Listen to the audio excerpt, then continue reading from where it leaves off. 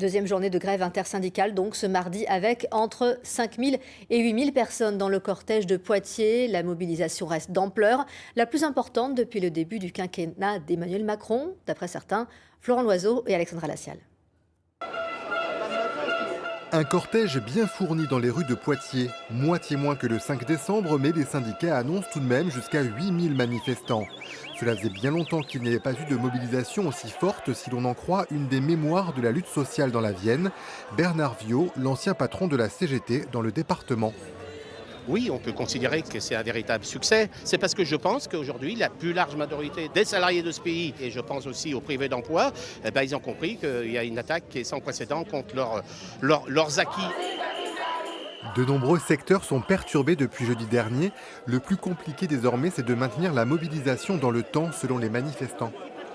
Il n'y a qu'une raison pour laquelle le gouvernement doit sabrer aussi durement en fait, dans les retraites.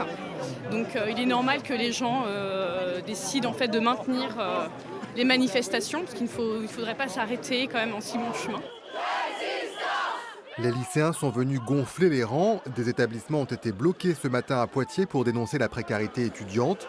La réforme des retraites n'est donc pas le seul mot d'ordre. On voit que depuis un an au moins avec les gilets jaunes et tout le reste, la colère sociale elle est là. Mais il y a énormément d'inquiétudes sociales sur les services publics, sur la réforme de l'assurance chômage qui jette plein de gens dans la précarité. Bref, le bouillonnement social il est là et moi ça ne me surprend pas qu'il y ait beaucoup de monde.